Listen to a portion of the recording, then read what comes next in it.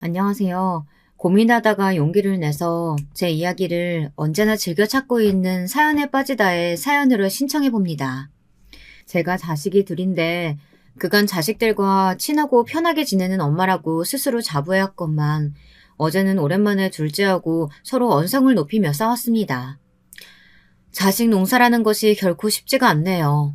세상에 그 어떤 것보다도 제 마음대로 안 되는 게 바로 제 배로 낳은 제 자식들 같습니다. 제 친정엄마의 심정을 이제서야 조금은 알 것 같달까요? 그렇다고 해도 친정엄마께서 자식 문제로 마음고생하신 거에 비하면 저는 아직 아무것도 아닐 듯 싶네요. 제가 지금처럼 눈가에 자글자글한 주름이 잡히기 이전의 일이었습니다. 저는 남편과 우연히 만남을 가졌다가 그대로 연인으로 관계가 발전하였고 서로 잘 맞아서 시간이 지나자 결혼까지 꿈꾸게 되었습니다. 사실 저는 남편 말고 다른 남자를 주선받기로 했었어요.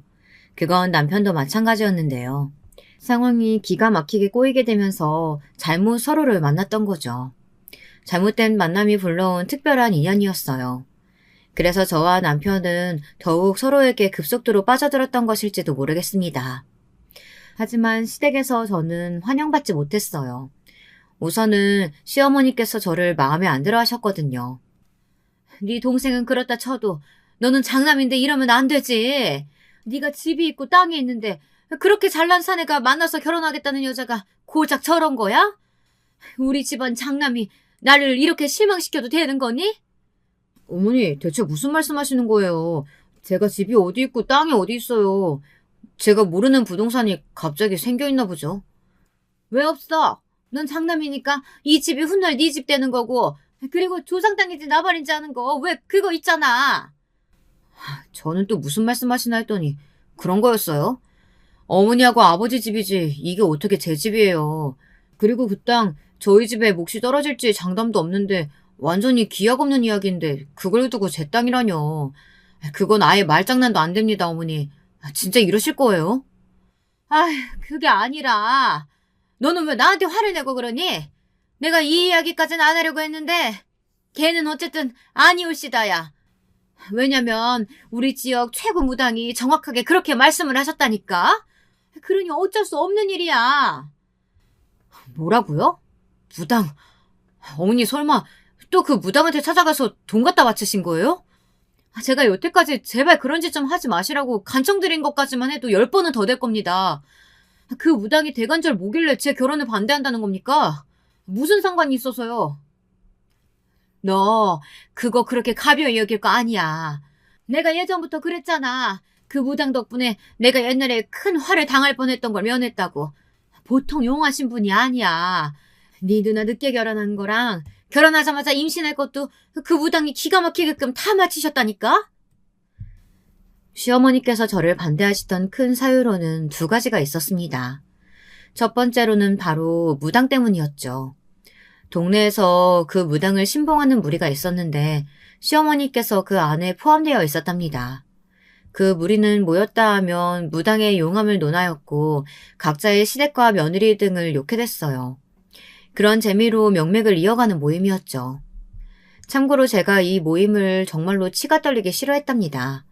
가뜩이나 시어머니께서는 각종 미신을 잘 믿으시고 여러 가지 가문이설에 휘둘리며 쉽사리 흥분하시는 분인데 그런 모임 때문에 시어머니의 특성이 더욱 활활 타오를 게 분명했거든요.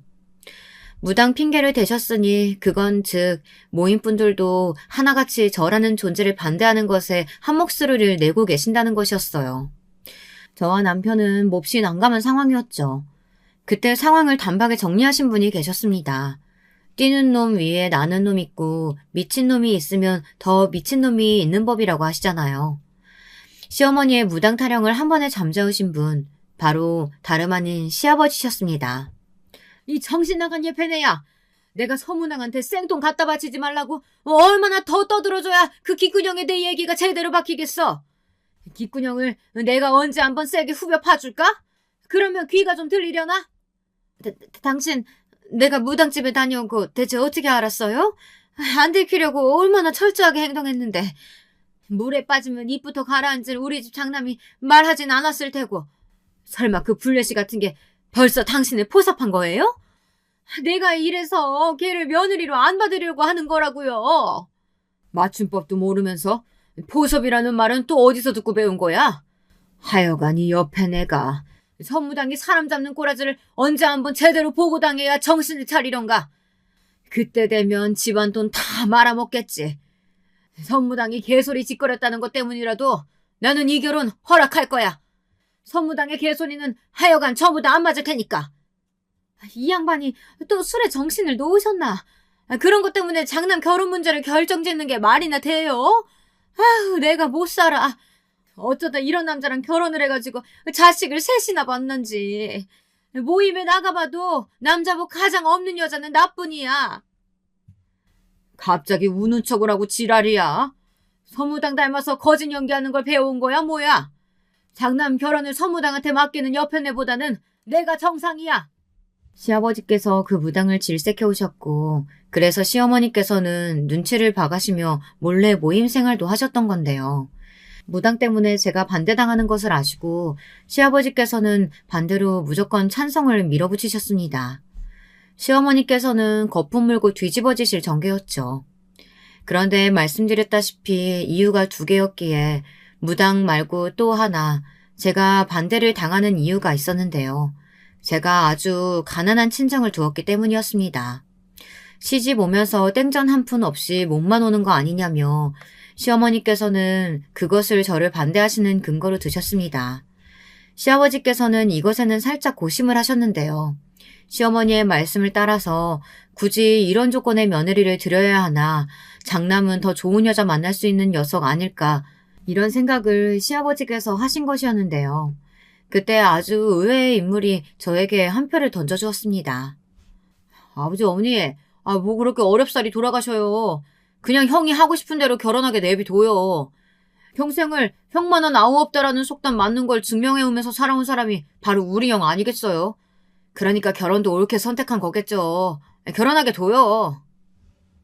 낄낄거리는 웃음과 함께 저에게 찬성표를 던진 인물은 남편의 남동생이었죠. 저에게 시동생 되는 그 인물은 연애하면서 통 본 적이 없었기에 저하고 별로 친하지도 않았고요. 남편과 시동생이 하도 성격이 딴판이라 우애 좋은 형제가 아니었으니 자기 형을 위해서 굳이 발벗고 나섰다고 보기에는 아주 신기했죠. 그런데 그 뒤에 반전이 숨겨져 있었습니다. 시동생을 향해 제가 첫눈에 봐도 엄청 괜찮은 사람인 것 같다고 말을 해준 사람이 따로 있었던 겁니다. 시동생을 일부러 움직이게 만들었던 사람, 바로 시동생의 아내인 제 동서였어요. 나이를 보면 시동생이 일찍 결혼했다기보다는 동서가 일찍 결혼을 한 편이더라고요. 결혼 전에 시어머니께서 저에게 보이신 태도가 심상치 않았던 만큼 결혼하고 나서도 정말 힘들었습니다. 시어머니께서는 저에게 말씀 한마디를 좋게 해주지를 않는 분이셨거든요. 시댁과 집이 그나마 먼 편이어서 그 사실을 위안 삼았습니다.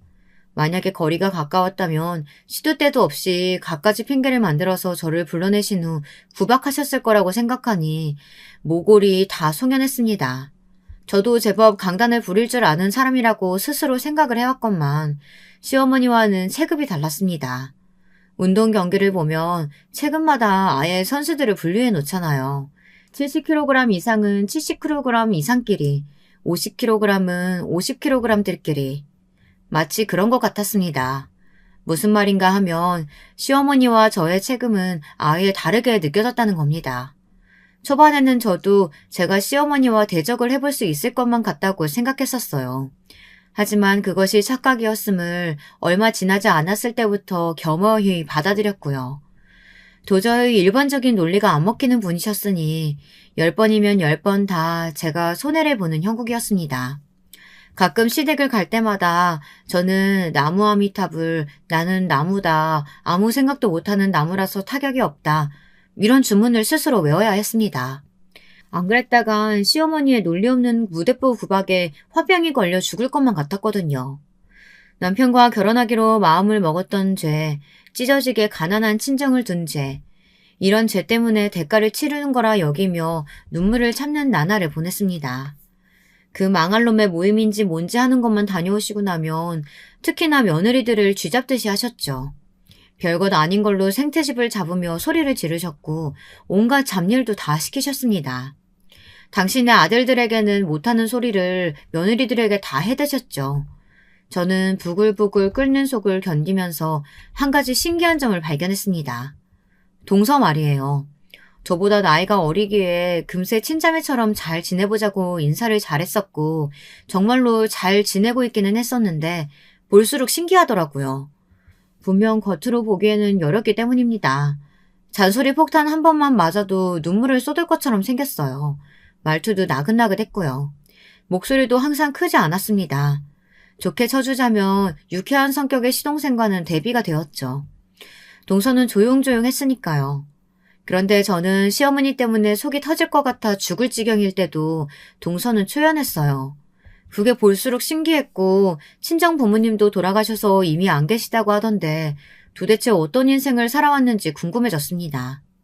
동서의 초연한 눈빛은 모르기는 몰라도 인생을 거의 다 살아서 많은 것을 알아버린 그런 눈빛처럼 제 눈에는 보였거든요. 동서에게 어느 날 어떻게 살아왔는지 가장 궁금한 사람이 바로 동서라고 하자 제가 봐온 것 중에 가장 크게 웃었습니다. 제 말이 웃겨서 웃는 거냐고 했더니 그게 아니라 제가 자기에 대해 궁금해하는 것이 즐거워서 그렇다고 했어요.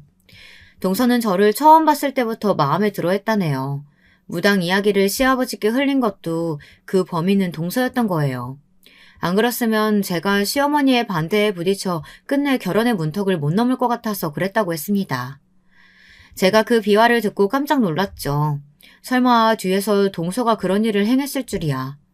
그것보다 저는 결혼 전에 시댁에 들릴 때 동서를 본 적이 없었건만 저를 알았다는 것도 놀라웠죠.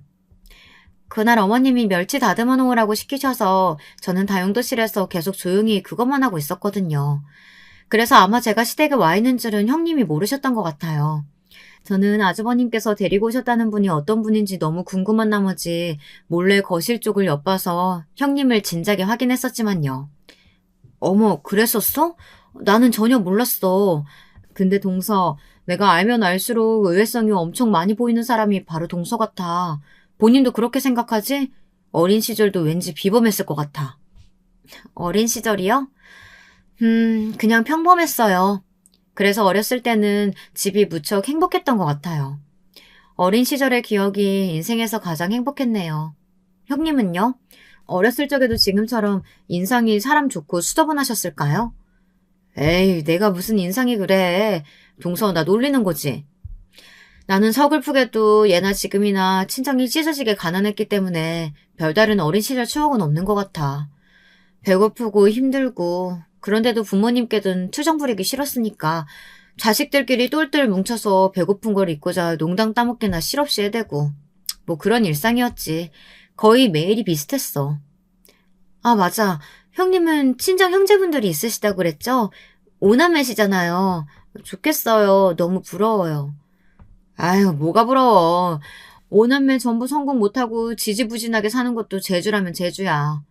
동서는 드물게 외동이라서 형제들 많은 집은 상상도 안 되기는 하겠다. 그래도 이제는 나를 친언니처럼 여기는 거 맞지? 나도 동생은 전혀 안 친하고 앙숙이나 다름없는 남동생뿐이라 동서 같은 여동생이라면 언제든 환영이야. 고마워요, 형님. 원래 제가 상당히 무료한 일상을 보내는 사람인데 형님 덕분에 즐거운 줄 알고 삽니다. 배시시 웃는 동서의 얼굴에는 제가 그 너머를 쉽게 들여다볼 수 없는 어떤 영역이 있었어요. 그런 걸 감추고 있는 사람이라는 건 진작 알아보았으나 그 너머로 가는 문을 제가 구태여 두드리지는 않았습니다.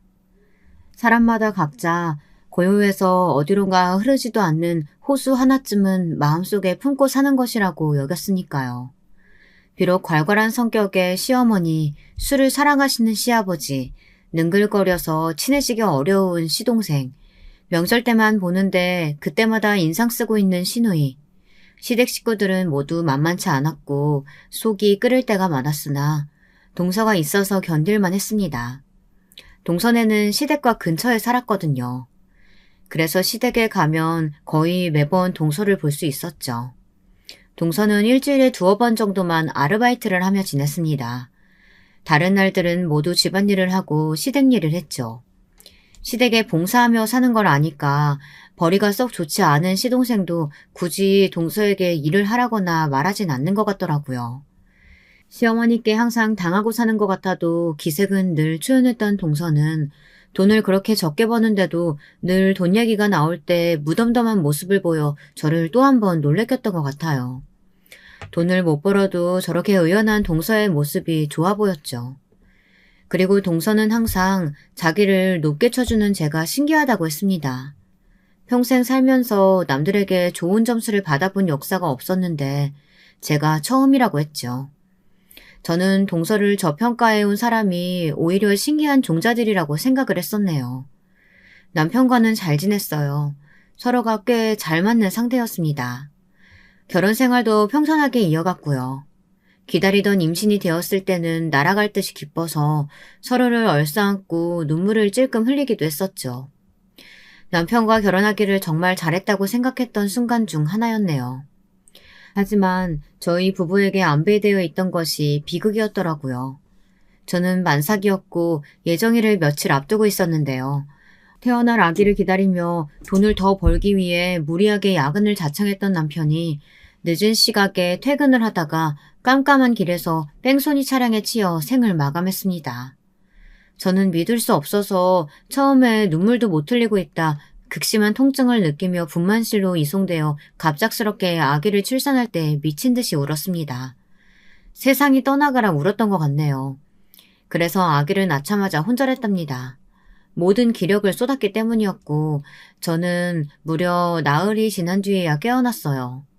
그리고 저는 일반 병실로 옮겨지자마자 시어머니께 뺨을 맞았습니다. 내가 이래서 너는 안 된다고 했잖아. 용한 문학이 너 반대한 것에는 다 이유가 있었던 거야. 간호사가 놀라서 비명을 지를 정도였죠. 다른 시댁 식구들은 저를 원망하는 시어머니를 아무도 말리지 않았어요. 하지만 딱 한 사람, 동서가 간신히 시어머니의 팔을 잡고 저지했습니다. 시어머니께서 몸부림치시는 바람에 동서는 바닥을 나뒹굴었으나 그래도 꿋꿋하게 일어나서 다시 시어머니를 말리더라고요. 저조차 시어머니를 말릴 수 없어서 그냥 맞을 수밖에 없었으니 동서에게 미안하고 고마웠습니다. 그 모습을 보며 저는 뜨거운 눈물을 흘렸습니다. 저는 남편을 잃었지만 시어머니께서는 자식을 잃은 것이었으니 제가 어떻게 시어머니를 막을 수 있었단 말입니까? 시어머니께서는 제가 낳은 딸을 시댁에 두고 저는 영영 꺼지라고 하셨습니다. 손자가 아닌 건 마음에 안 들지만 장남이 세상에 남기고 간 핏줄이니 애를 써보겠다고 하셨죠. 애를 써주시기를 저는 원하지 않았어요. 당연히 아기는 엄마인 제가 키우겠다고 했고요. 시아버지께서는 술을 마시는 건 집이고 밖이고 가리지를 않는데 집에 갓난 아기가 있으면 불편하다고 하셨어요. 그 황당한 말씀 때문에 제가 아기를 무사히 사죄할 수 있었죠. 당연하게 저는 그 이후로 시댁에 발걸음을 하지 않았습니다. 그럴 수밖에 없는 수순이었어요. 동서하고는 시댁의 발길을 끊고 서너 달이 지났을 때 처음 연락을 했었는데요. 그러고 나서도 틈틈이 연락은 주고받았었습니다. 직접 만난 적은 없었는데 남편 기일을 며칠 앞두고 오랜만에 처음 만났었죠. 남편의 기일이 아이의 생일이었습니다. 그게 해마다 너무 서글펐죠. 그런데 동서가 아이 선물을 사들고 온 거예요. 동서, 어쩜 이렇게 귀여운 아기용품을 다 사올 생각을 했어? 정말 고마워. 감동이야. 그간 잘 지냈지? 얼굴 많이 상한 것 같아서 걱정되네. 혹시 무슨 일 있었어? 걱정거리라도 있는 거야? 화장 열심히 하고 왔는데도 형님한테는 다 보이나 봐요. 제가 아무리 힘들다, 아프다, 괴롭다 이렇게 티를 내도 몰라주는 사람들도 참 많던데 형님은 다르신 것 같아요. 그렇게 말을 하며 조용히 웃는 동서가 왠지 안쓰럽게 느껴졌습니다. 저는 무슨 일이 있는 거냐고 캐물었지만 동서는 그저 심란한 일이 좀 있었을 뿐이고 별거 아니라고 말을 정리하였어요. 매사에 저보다 차분하고 의연한 동서니까 그렇다면 그런 줄 알고 저도 질문을 삼켜야겠다고 생각했습니다. 그때는 그게 동서를 위하는 길인 줄 알고 그렇게 했었네요. 저는 동서를 통해서 시댁의 근황을 아주 일부나마 들으면서 지냈고요. 동서의 목소리가 잠겨있는 것 같을 때라든지 그럴 때면 왠지 마음이 좋지 않아 일부러 제가 밝은 이야기를 많이 꺼냈던 것 같아요. 저는 서로에게 도움이 안 된다며 손가락질을 할지언정 어쨌거나 지지고 볶으며 지내는 친정 식구들이 있었기에 늘 이야기거리가 끊이지 않았거든요. 동서는 희한하게 제 친정 식구들 이야기 듣는 걸 좋아했어요. 그 중에서도 특히 제가 형제들과 아웅다웅하며 자라온 유년 시절의 이야기를 참 좋아했죠. 남들에게 말하기 창피할 정도로 찢어지게 가난했던 집안이었고 굶주린 일화들이 대부분이었는데도 동서는 늘 재미있게 잘 들어주었어요. 마치 동화를 듣는 것 같은 기분이라는 말도 했던 듯 싶습니다. 하지만 저에게는 동서야말로 동화 같은 사람이었던 것 같아요. 왜냐면 제가 아무리 꾹꾹 누르고 숨기며 산다고 해도 남편을 잃은 슬픔은 예고 없이 울컥 솟아올라 저를 괴롭혀댔는데요. 그걸 애써 모른 척하면서 무리하게 일을 하다 크게 알아놓은 적이 있었어요. 마음의 병이라고 해야 할지 원인도 몰랐어요. 그냥 가슴이 뜨거웠고 머리가 아팠으며 기력이 없었죠. 돈 나갈까봐 병원 신세를 지는 것도 무서웠고요. 작은 새언니가 그때 여력이 되는 때여서 제 아이만 잠시 돌봐달라고 맡긴 후 저는 집에서 혼자 끙끙 앓아 누웠다가 다 낫지도 않은 상태에서 억지로 일을 나간 뒤 더 크게 앓아눕는 것을 반복했습니다. 이러다가 미련하게 병을 키운 것이었죠. 끝내 병원에 가게 되었는데 면역 질환의 일종에 걸려버렸습니다. 절대로 무리하지 말고 한동안 요양만 하면서 삼시세끼 보양식을 챙겨 먹어야 그나마 빨리 털어낼까 말까라고 그랬어요. 앞이 까마득했죠. 미천 하나 없는 여자가 아이 혼자 키우면서 일하는 건 진짜 어렵더라고요. 주어진 상황 자체도 힘든데 주변의 시선 역시도 따라왔으니까요. 이런 것들까지 복합적으로 겹치면서 심적으로 너무 괴로웠습니다. 이때 마침 친정언니가 자궁암 진단까지 받게 되면서 아주 난리도 아니었고요. 더도 말고 덜도 말고 수중에 딱 500만 원만 아무 제약 없이 쓸 수 있는 돈이 그 정도만 있어도 행복할 것 같다는 생각이 들더라고요. 제가 하도 그런 생각을 하면서 지냈더니 동서하고 오래간만에 통화할 때 저도 모르게 그런 속마음을 잠시 내비쳤었나 봐요. 사실 저는 하도 혼이 빠져있는 터라 제가 그런 말을 했던 줄도 몰랐어요. 그런데 동서가 저한테 500만 원을 선뜻 건네주었던 것입니다. 동서, 이게 무슨 돈이야? 설마 내가 힘들다고 징징거려서 돈 마련한 거야? 나는 동서한테 신세 지고 싶어서 그런 소리 했던 게 절대 아니야. 동서도 동서의 생활이 있는데 내가 이걸 어떻게 받아. 형님은 은근히 눈치가 좋으시니까 어쩌면 아셨을지도 모른다고 생각하는데 저 사실 수중에 제 재산이 따로 있어요. 제가 쓸 수 있는 돈이 있어서 솔직히 돈에 얽매여서 걱정하며 살지는 않았어요.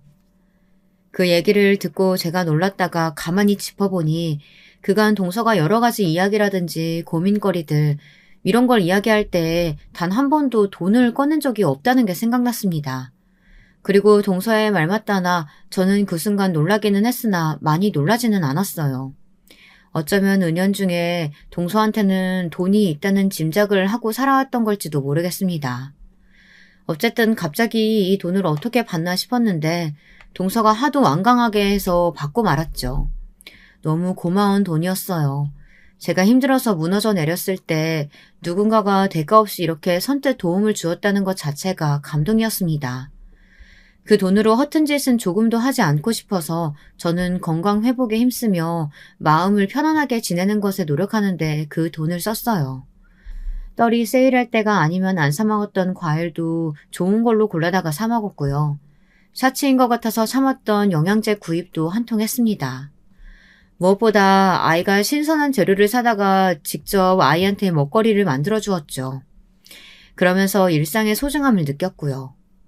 다시금 달리고자 하는 용기가 생기더군요. 저는 제 몸 상태를 봐가면서 다시 일을 조금씩 다니기 시작했고 적은 금액이지만 따로 돈을 모았습니다. 다 모으면 주려고 했는데 제 처지가 부족했던지라 따로 모인 금액이 200만 원이 달성했을 때 그걸 동서한테 보내주었어요. 동서, 나머지는 내가 천천히 갚을게. 형님, 안 갚으셔도 되는 돈이에요. 아시잖아요. 그런데 왜 힘들게 갚으세요? 이게 당연한 거니까. 받았으면 갚는 게 인생의 지당한 도리 아니겠어? 그러니까 내가 나머지도 꼭 갚을 거야. 이자를 내가 아직 못 쳐주고 있으니까 그게 좀 미안하다. 아, 형님은 진짜 못 당하겠어요. 어떻게 이자 생각까지 하셨어요? 하지만 원금이면 모를까 이자는 절대로 안 받을 거예요. 이건 진심이에요. 동서의 목소리에서 어마어마한 고집이 느껴지는걸? 이자 내는 것도 쉽지 않겠어. 아, 혹시 돈으로 받기 싫으면 다른 걸로 내가 이자 낼게. 여태까지 나만 동서한테 내 이야기 주저주저 많이 떠들었으니까 이번에는 내가 동서의 숨겨진 이야기 들어줄래. 어때? 그건 오히려 저한테 손해인 거 아니냐고 따져묻고 싶은데 그럴 수가 없겠네요. 저는 제 이야기를 듣고 싶어하는 사람은 세상에 아무도 없을 거라고 생각해서 과거를 가슴속에만 묻고 살아왔거든요. 제 지난 이야기 형님은 진심으로 듣고 싶으세요? 물론이지. 내가 예전에도 한번 그랬었잖아. 어떤 인생 살아왔는지 내가 가장 궁금한 사람이 바로 동서라고. 저는 그날 차마 알지 못했던 동서의 이야기를 들었습니다. 아주 한참이나 베일에 가려져 있던 동서의 친정 이야기를 접할 수 있었죠. 유쾌한 호기심으로 가득 찬 채 이야기를 듣기 시작했던 저는 어느새 싸한 가슴을 아는 채로 동서의 목소리에 귀를 기울였던 것 같아요. 다 듣고 나니까 정말 많은 생각이 들고 있었죠. 대체 사람은 저마다 얼마만큼의 이야기들을 감추며 살아가는 걸까? 이런 깊은 궁금증도 들었고요. 이틀 정도는 동서의 이야기를 곱씹느라 밤에 잠도 설쳤습니다. 선뜻 동서에게 다시 먼저 연락을 해볼 엄두가 나지 않았어요. 참으로 못나게도 제 그릇이 딱 그 정도였던가 봅니다. 그리고 며칠 뒤 동서에게 연락을 해보려고 마음을 먹었던 날 저는 연락 한 통을 받게 되었습니다. 동서가 세상을 떠났다는 부고였어요. 귀가한 직후 연락을 받은 저는 거실에서 쓰러져 통곡을 하였습니다. 지난 며칠이 미친 듯이 후회되어서였죠. 왜냐하면 동서는 스스로 생을 마감했기 때문입니다. 만약에 제가 먼저 연락을 했었다면 동서가 그런 선택을 안 했을지도 모른다는 생각에 정말 미칠 것만 같았어요. 수년간 친하게 잘 지내놓고서 동서에게 많은 도움을 받아놓고서 정작 저는 동서를 끝끝내 잘 알지 못했으며 동서를 도와주지도 못했다는 생각이 들었습니다. 동서의 마지막 가는 길은 조촐했고 단촐했으며 조용했습니다. 마치 생전에 동서가 고요하게 짓던 미소처럼 꼭 그랬습니다. 시동생은 충격에 빠진 건지 말수 많던 사람이 내내 입을 꾹 다물고 있었고요. 오래간만에 뵙는 시어머니께서는 머리가 아프시다며 계속해서 인상을 쓰고 계셨어요. 얼굴을 비친 시누이는 계속 무표정이었죠. 그리고 시아버지께서는 자꾸 혀를 끌끌대시며 술을 찾으셨고요. 저는 이 사람들이 그나마 진심으로 동서를 애도하고 있기를 눈물로 바랬습니다. 그리고 동서는 이미 떠났지만 저는 동서를 당최 어떻게 보내줘야 할지 갈피를 못 잡고 있었죠. 바로 그때부터 어마어마한 반전이 드러나기 시작했습니다. 동서가 세상을 등지기 전 저에게 남긴 것들이 있었던 겁니다. 처음에 연락을 받고서는 이게 웬 말도 안 되는 일인가 싶었습니다. 제가 생전에 연을 둔 적이 없던 법조계 분이 저에게 연락을 주신 것도 갑작스러웠는데 동서가 저에게 남긴 것을 확인하자 이게 현실이 맞는지 의심까지 들더라고요. 네? 제 동서가 제 앞으로 재산을 남겼다고요? 그걸 세상 떠나기 전에 미리 다 준비를 해놨었다뇨. 저는 동서가 충동적으로 그렇게 떠난 줄만 알았는데 그럼 그게 아니라 아예 떠날 다짐을 다 해놓고 신변 정리를 해왔다는 거잖아요. 게다가 이 막대한 재산은 다 뭐예요? 저는 기쁨보다 앞선 충격으로 머리를 감싸쥐었습니다. 저는 가난하게 자라왔고 배움 역시도 짧은 사람이었어요. 동서에 일전에 저와 만났을 때 무슨 서류를 보여준 적도 있었고 저에게 사인을 하라고 한 적도 있었습니다. 하지만 저는 그게 제가 받은 500만 원에 대한 서류일 거라고 막연하게 그런 짐작만 해서 그게 어떤 것들인지 들여다볼 생각조차 못했어요. 또한 동서가 어째서 그런 복잡한 서류들을 꿰고 있으며 지니고 있는 것인지 궁금해하지도 못했었죠. 제가 안일했고 바보였던 거예요. 멍청하게 군 결과 동서를 떠나보내고 말았죠. 막대하다 못해서 아예 실감조차 안 나는 200억에 이르는 재산을 보고 구슬프게 울기나 하고 있었습니다. 저는 동서에게 친정 이야기를 들어서 알고 있었죠. 어째서 동서가 이토록 많은 재산을 가지고도 마음속에 깊은 우울과 공허를 떨쳐내지 못했는지 짐작도 가능했고요. 사실 동서는 외동이 아니었습니다. 친정 오빠가 원래는 있었다고 해요. 나이 차이가 많이 나는 그 친정 오빠 때문에 동서의 집안은 쑥대밭이 되었던 것이고요. 동서의 친정 오빠는 자라면서 점차 이상한 말과 생각을 자주 하는 사람이 되어갔다고 해요. 그런 특징 때문에 고등학교 때 학교에서 심한 왕따를 당했던 것이 직격타였다고 하는데 정확한 건 모르겠다고 들었습니다. 그 친정 오빠는 대학을 무려 3수를 했었다네요. 그 3년이 동서에게는 지옥이었죠. 아, 시끄러워. 너 방금 숨소리 너무 크게 냈잖아. 너 때문에 문제 하나 날렸어. 오늘 공부 다 망쳤다고. 어떻게 책임질 거야? 짜증나 미치겠네. 동서가 집에서 약간의 소음만 내도 친정오빠는 마치 미친 사람처럼 발작을 해댔습니다. 덩치가 아담하고 마른 체질인 동서에 반해 그 친정오빠는 체형이 뚱뚱했다네요. 손발도 컸고요.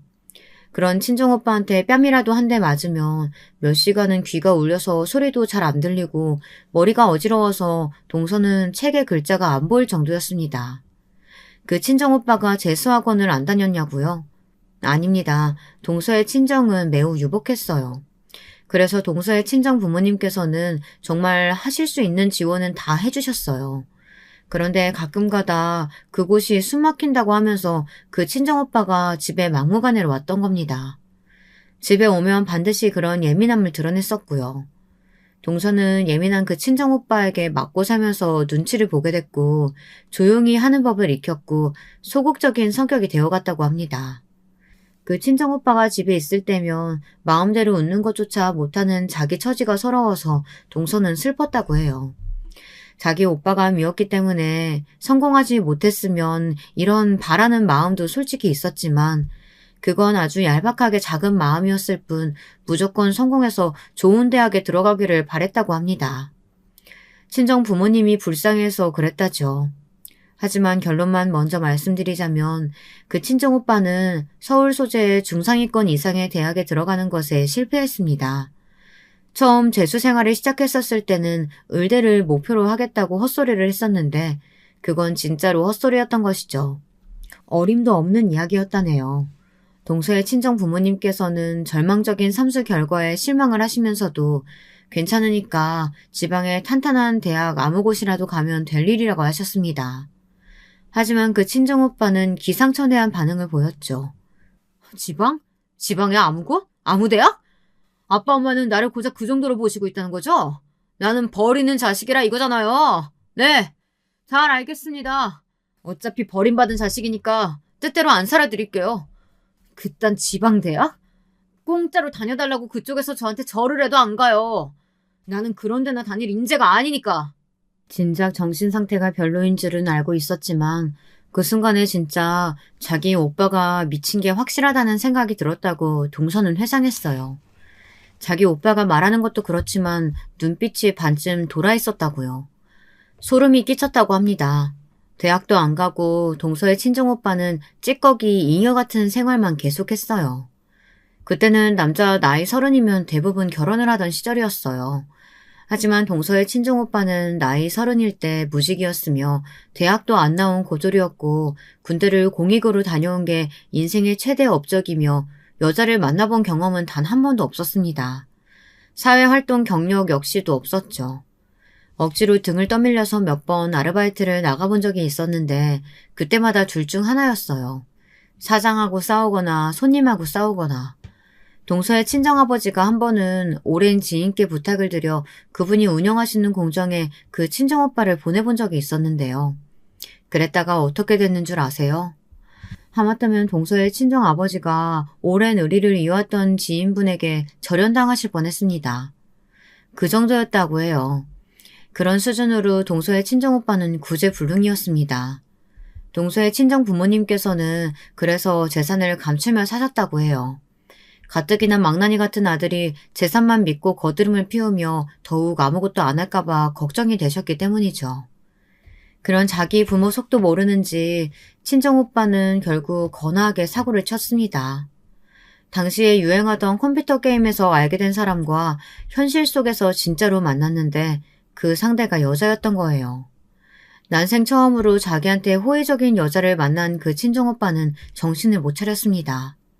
그 여자를 만나겠다고 동서의 친정 부모님께 돈을 엄청 뜯어냈습니다. 거기까지는 그렇다고 쳐요. 하지만 그 여자가 임신을 해버린 건 그렇다고 칠 일도 아니었죠.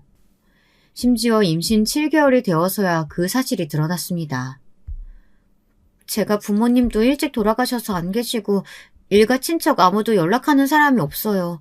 혼자 작은 원룸에서 살아왔고요. 아르바이트나 근근히 해왔습니다. 배가 하도 겉으로 안 나와서 임신을 늦게 알았어요. 그 여자의 자기소개에 동서와 그 친정 부모님은 완전히 말문이 막혀버렸죠. 그 친정오빠는 뭐가 그렇게 당당한지 죄송하다는 소리 한 번을 안 했다고 합니다. 가족들만 속 터질 노릇이었죠. 그 여자는 자기가 정신적으로 무척 불안한 상태라고 주장하며 다른 것보다 안정을 취하며 출산 준비를 하고 싶다고 했습니다. 혼인신고나 결혼식 같은 건 아기를 낳고 나서 천천히 해보고 싶다고 했어요. 대체 누구 마음대로 그런 것들을 다 정하는 건지 동서는 어이가 없었죠. 그 친정 오빠가 지원을 해달라고 난리를 쳐대서 동서의 친정 부모님께서는 두 사람이 함께 지낼 투룸 집부터 단기로 일단 구해주셨습니다. 번듯한 곳이었건만 두 사람을 더 좋은 곳으로 마련해줄 수는 없느냐며 툴툴거렸다네요.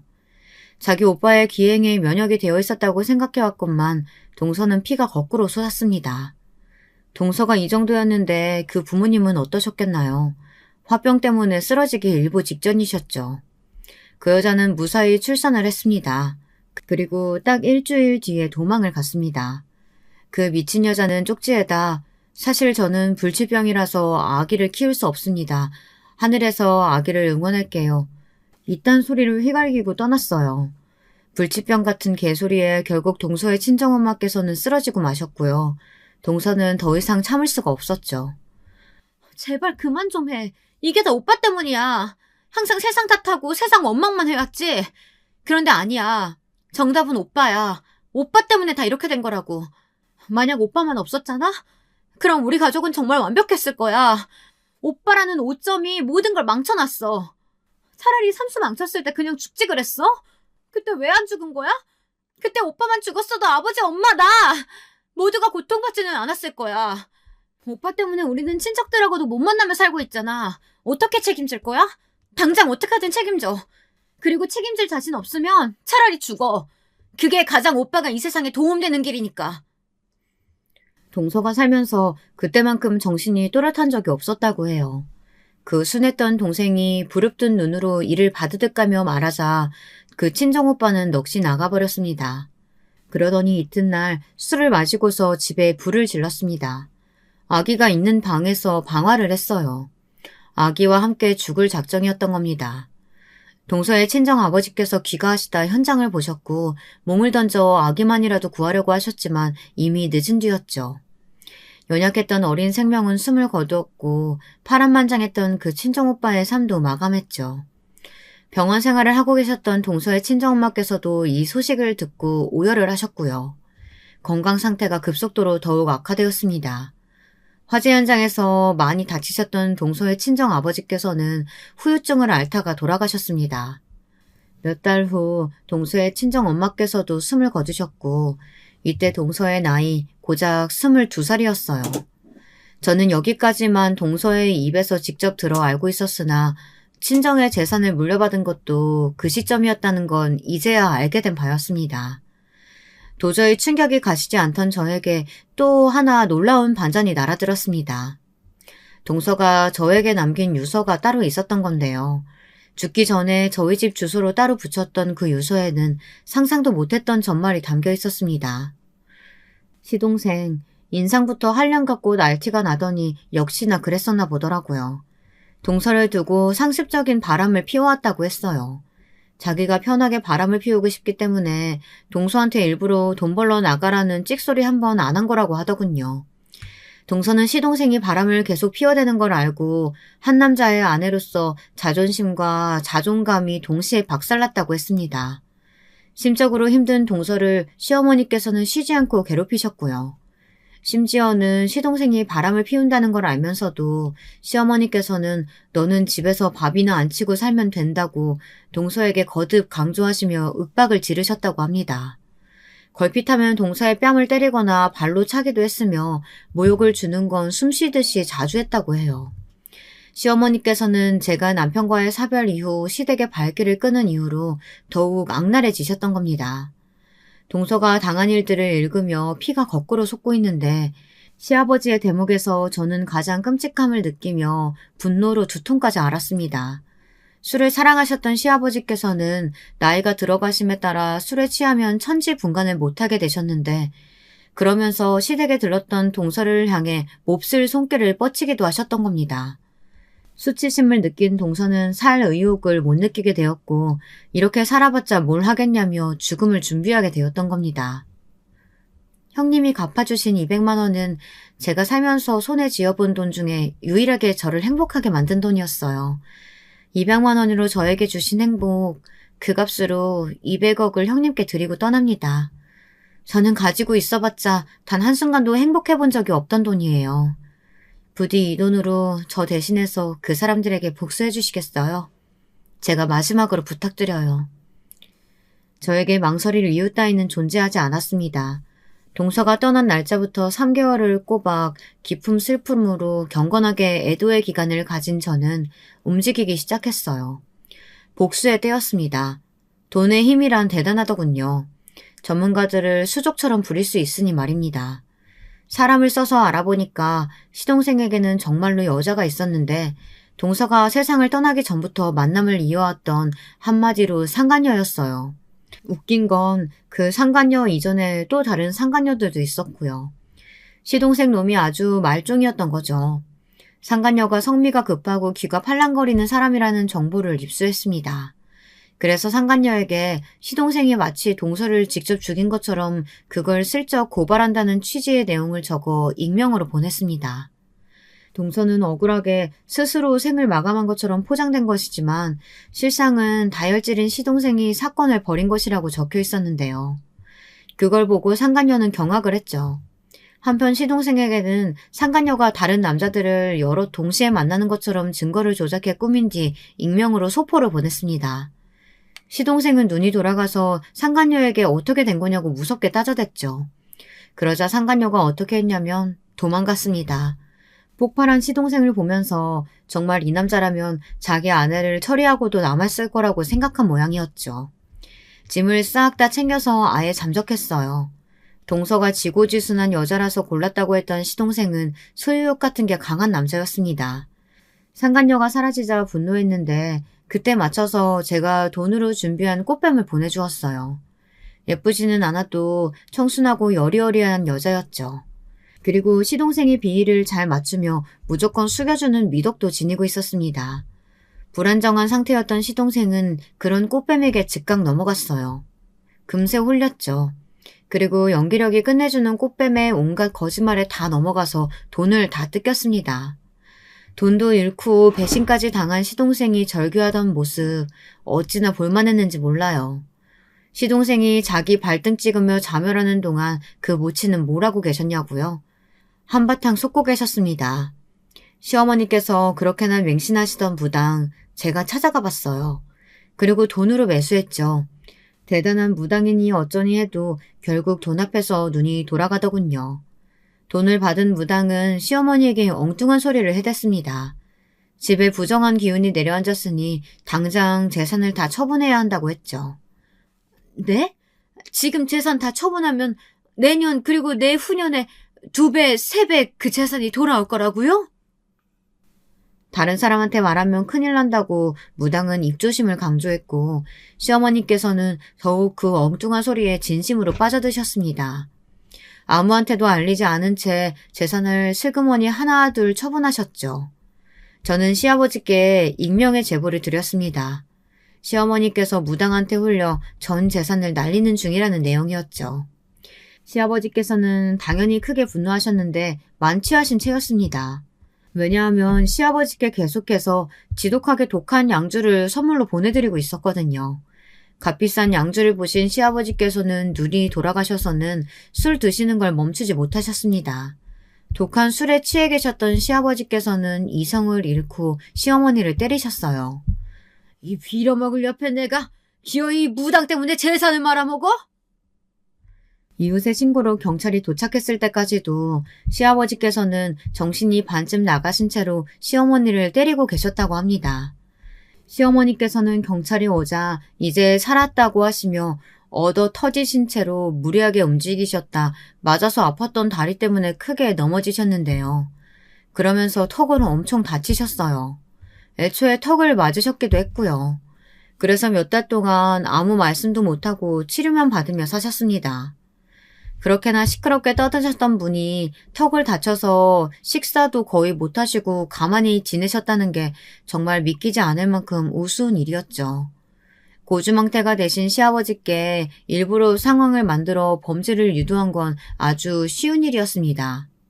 돈으로 섭외해둔 슈퍼 주인이 일부러 티가 나게 자리를 비우며 딴청을 피우자 시아버지께서는 술을 품에 놓고 슬쩍 계산 없이 나가버리셨죠.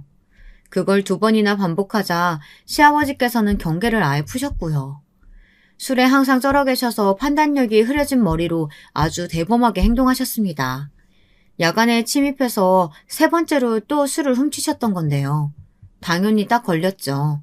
일전에 훔쳤던 것들까지 전부 다 걸렸어요. 일부러 덫을 놓은 것이었으니까요. 시아버지께서는 합의를 노려보실 돈도 없으셨고 저에게 미리 섭외된 슈퍼 주인은 당연히 합의 의사가 없었습니다. 그 결과 시아버지께서는 실형을 살게 되셨습니다. 집안 자체가 아예 폐가망신되었어, 동서. 하늘에서 조금은 후련해하고 있는 거야? 대답을 들을 수 없다는 게 정말 아쉽다. 동서, 나 앞으로 잘 살아볼게. 그게 동서한테 속죄하는 길이고 동서가 나한테 바라는 것일 테니까. 거액을 제가 다 쓰겠다는 욕심 따위는 애초에 가지고 있지 않았습니다. 복수를 한 뒤 그들이 모두 고통 속에서 나뒹구는 것을 확인하자마자 저는 준비를 시작했어요. 알아보고 준비하는 것에 한참 걸렸으나 어쨌든 동서의 이름으로 장학재단을 만들 수 있었습니다. 그곳을 통해 저는 기부를 하게 되었고요. 이렇게 동서의 이름이 뜻깊게 남아서 좋은 취지로 돈이 쓰이게 되었다는 것이 무척 다행이라고 생각합니다. 잘한 결정이라고 내내 그렇게 여기면서 살아왔답니다. 여러분, 2번째 사연 시작하기 전에 좋아요, 구독 꼭 눌러주실 거죠? 그럼 2번째 사연 지금 시작합니다. 안녕하세요. 저는 어느덧 40살을 바라보고 있는 대한민국의 평범한 여자입니다. 오늘은 여러분들의 사연을 듣다가 시댁과의 기막힌 에피소드를 저도 한번 꺼내보고 싶어 이 글을 쓰게 되었네요. 저는 경기도에서 태어나 쭉 살아온 평범한 사람입니다. 아버지는 구급 공무원으로 공직 생활을 하셨고 어머니는 살림을 알뜰살뜰 꾸리시는 가정주부셨습니다. 당연히 외벌이 공무원 집이었기 때문에 그다지 금전적으로 넉넉하지 못했습니다. 그래도 항상 성실하게 월급을 어머니께 가져다 주시는 아버지 덕분에 저와 남동생, 엄마, 아빠, 우리 4식구는 화목하게 잘 살아왔어요. 다만 자라면서 아쉬웠던 점은 자매가 있는 친구들이었습니다. 저는 특히 언니보다는 여동생이 있는 친구들이 부러웠어요. 여동생이 있어서 미주알 고주알 모든 일을 함께하고 이야기를 나누면서 지내는 친구들이 한없이 부러웠죠. 남동생은 너무 말이 없어 재미가 없었거든요. 그렇지만 그것 말고는 제 생활에 나름 만족하면서 학창시절을 보냈던 것 같아요. 나이가 들고 고등학생이 되자 저는 제 진로 고민을 시작했습니다. 뭘 하고 싶은지 정확하게 정해놓은 것이 없이 공부만 하다 보니 막상 고3이 되자 너무 고민이 되더라고요. 앞으로 어떤 직업을 가지고 어떤 삶을 살아야 할지 제 스스로 학교를 벗어나 제 삶을 결정한다는 게 굉장히 어려운 선택으로 느껴졌죠. 그러다 문득 제가 아버지를 존경하고 있다는 것을 깨닫게 되었습니다. 매일 아침 8시에 출근하시고 저녁 6시에 퇴근하시며 시계추처럼 하루를 쌓아오신 아버지의 성실함이 대단하게 느껴지고 저도 하루하루 그렇게 일상을 쌓아가고 나라를 위해서 제 작은 힘이나마 보태는 그런 삶을 살고 싶었습니다.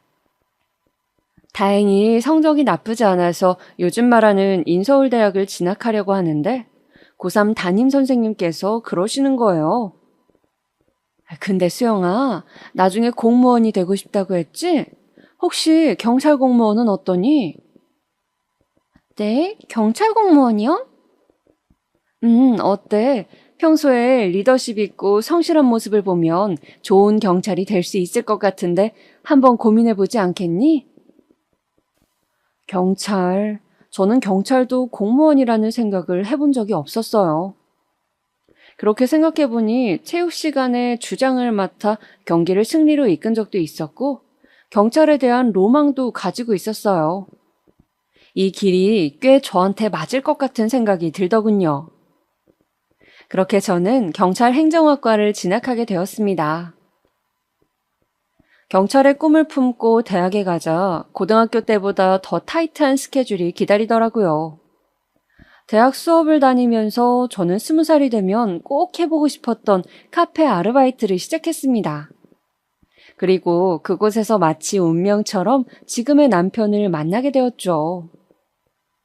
남편은 저와 같이 아르바이트를 하던 제 인근 대학교 경영학과 학생이었는데 저와 동갑내기 20살이었습니다. 같이 일을 하다가 정이 들어서 군대 갈 때 격려도 해주고 전화도 받아주고 하다 보니 군대 제대하기 전에 우리는 사귀는 사이로 발전해 있었어요. 군대 복학해서는 그 사람도 저도 한참 취업 준비로 바빴고 30살이 되었을 무렵 우리는 각자 경찰과 은행원이 되어 사회에서 어엿한 한 몫을 하게 되었죠. 그리고 서로 직장이 확실해지자 결혼 이야기가 나오기 시작했어요. 저는 남친의 부모님께 인사를 드리게 되었습니다. 만나기로 한 장소는 연회장이 있고 개별 룸이 있는 인근에서 유명한 고깃집이었습니다. 특히 돼지 양념갈비가 맛있는 집이었죠. 저는 베이지색 원피스를 입고 멋들어진 자켓도 걸치고 핸드백도 들고 식당으로 갔습니다. 남친의 가족분들은 먼저 와 계시더군요. 그 나이 연배의 평범한 인상이셨고 저를 보고 미소를 보내셨습니다. 다행히 저를 마음에 들어 하시는 것 같았어요. 특히 어머니께서는 저를 보고 아가씨가 너무 곱다며 그래 경찰을 한다고 들었는데 일이 험하지는 않냐고 걱정을 해주셨어요. 저는 주로 행정 업무가 많아서 괜찮다고 말씀을 드렸죠. 어머니는 아파트 상가에서 국수집을 운영하셨는데 다음에 국수 먹으러 오라고 살갑게 말씀해 주셨어요. 저는 저에게 호의적인 어머니의 모습을 보면서 긴장을 털어낼 수 있었습니다. 저는 남친의 가족분들을 보고 나니 아, 이 집에 시집 가면 마음 편하게 살 수 있겠구나 그런 생각이 들었습니다.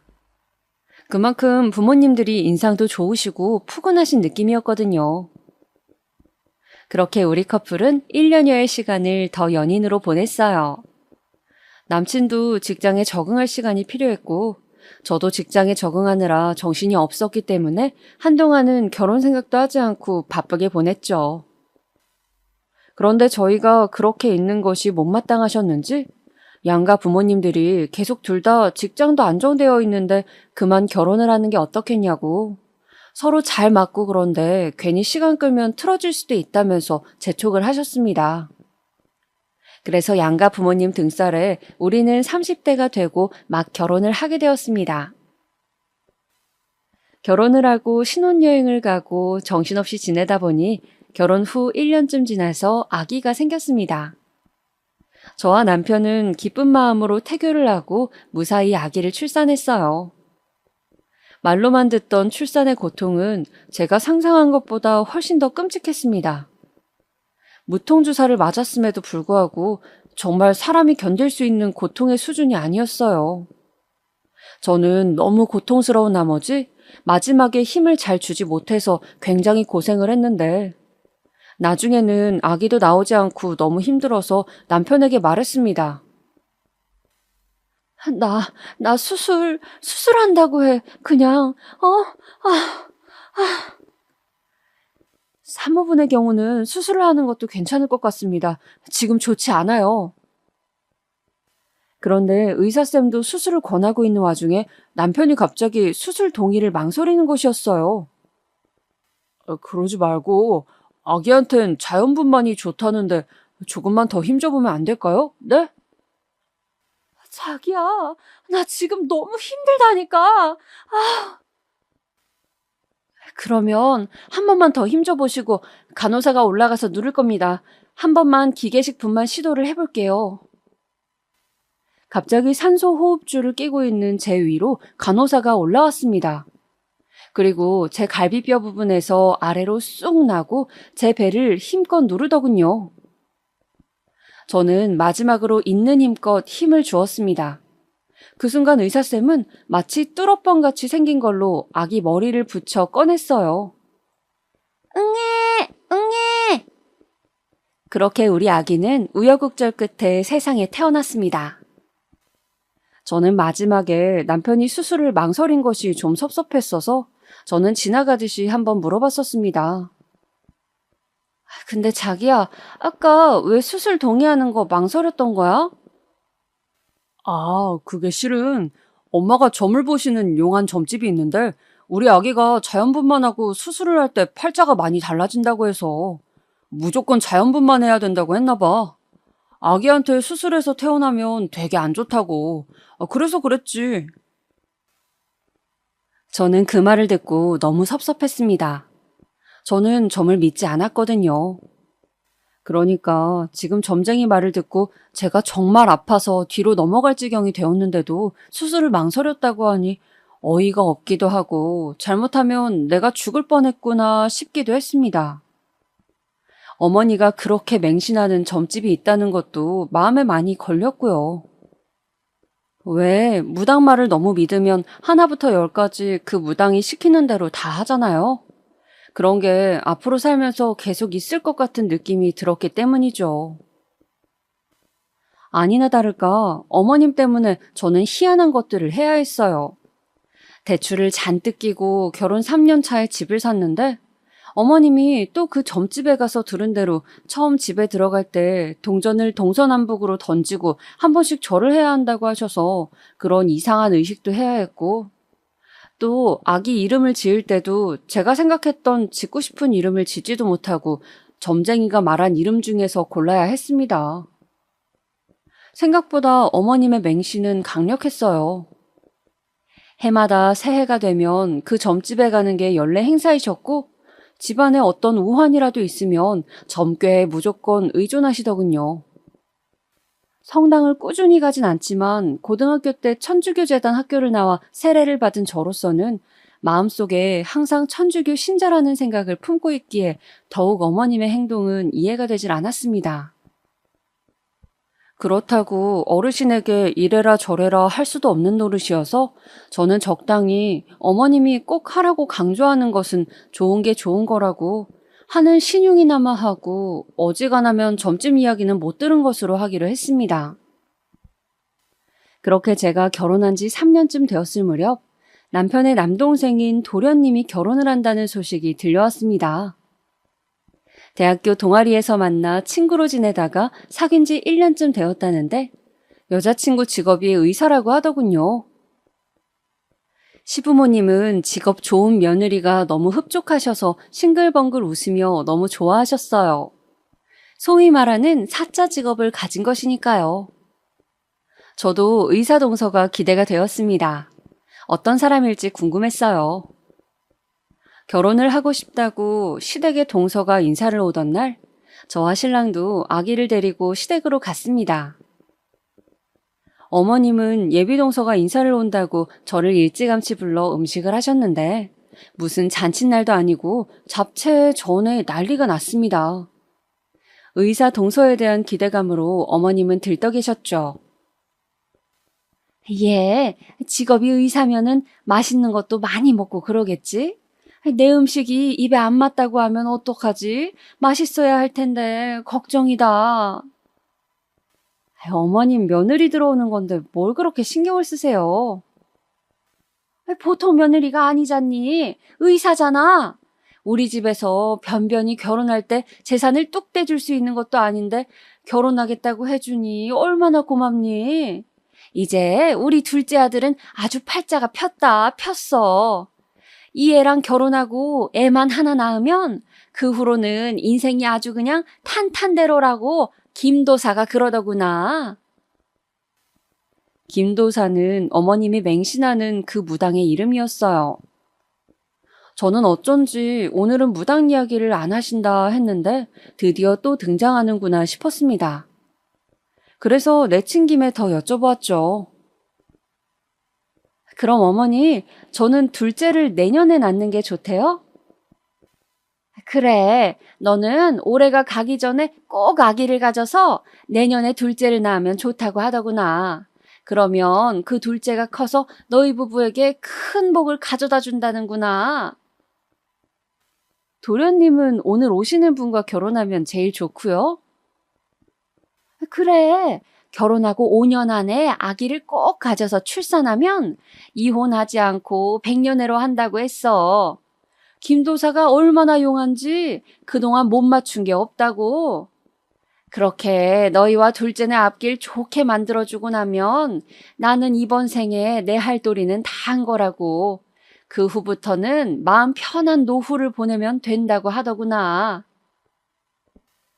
저는 무슨 하늘의 계시라도 받은 듯한 어머님의 비장한 태도에 더욱 어이가 없었습니다.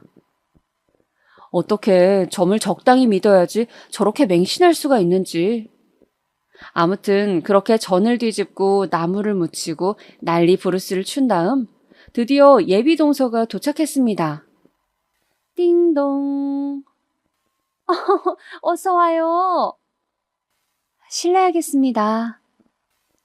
등장한 동서는 호리호리한 몸에 의사다운 지적인 외모를 가진 사람이었습니다.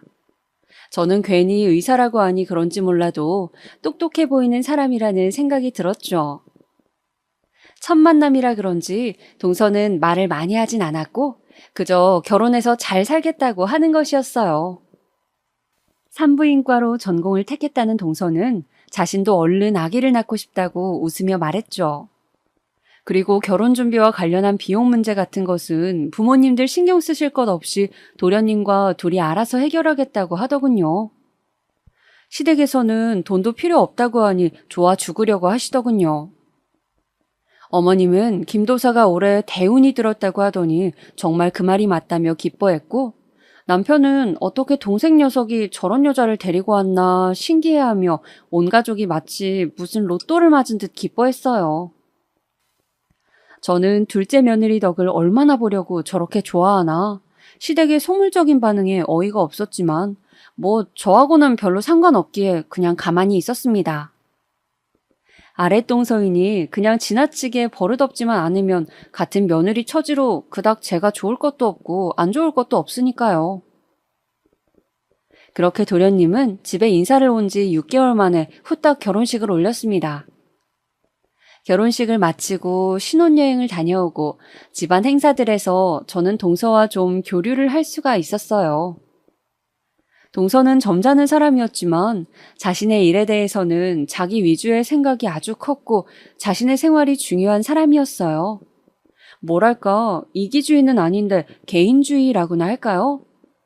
그렇지만 분명히 자신만의 상식에 대한 생각은 분명한 사람이었습니다. 어머님의 김도사 맹신에 대해서 저는 살짝 동서의 의견을 물어봤어요. 동서는 다른 종교가 없기도 하고 어머님이 그렇게 믿으신다면 자신도 협조하는 모습을 보여드려야겠다고 하더군요. 그 부분이 어머님에게 중요한 부분일 수도 있다면서요. 그렇게 동서는 어머니와 친해져 보겠다고 같이 점집에 다녀오는 것이었습니다. 형님 있잖아요. 진짜 그 김도사님이 제가 의사 공부할 때 시험 한 번 망친 것까지 다 맞추더라니까요. 정말 대단하시죠? 어쩜 그렇게 쪽집게 같은지 진짜 신기해요. 재미있던데요? 다음에 다 같이 가보는 건 어때요? 사실 어머님이 저한테도 김도사에게 같이 가보자고 여러 번 말씀을 하셨지만 저는 천주교이고 그런 것을 워낙 믿지 않기에 따라가지 않았었습니다. 아, 나는 그런 걸 잘 안 믿어서. 한번 가보시면 완전 놀라실 건데 아쉽네요. 근데 동서는 의사인데도 그런 걸 믿어?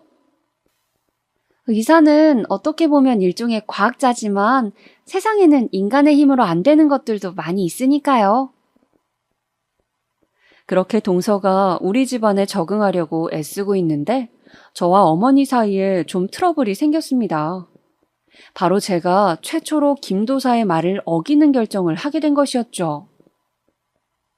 어머니께서는 올해 안에 아기를 가지라고 했는데 저는 당시 허리가 무척 안 좋았거든요. 그래서 그냥 둘째 가지기를 잠정 포기했어요. 제 결정을 말씀드리자 어머님은 저에게 화를 내셨죠. 첫째야, 내가 둘째를 꼭 가져야 한다고 했잖아. 왜 내 말을 안 듣니? 어머님, 아시다시피 제가 11월에 교통사고가 나서 허리가 아직도 너무 아파요. 애가 보채서 좀 안아주기라도 하면 온 다리가 저릿저릿해서 계속 누워있어야 하는데 어떻게 임신을 하겠어요? 제 몸 완전히 아작나는 일인데. 그래도 김도사가 그렇게 하라는데 그렇게 해야지 어떡하니? 그게 너희들한테 제일 좋은 일이라고 하는데. 그래도 저는 못 가져요, 어머니. 죄송해요.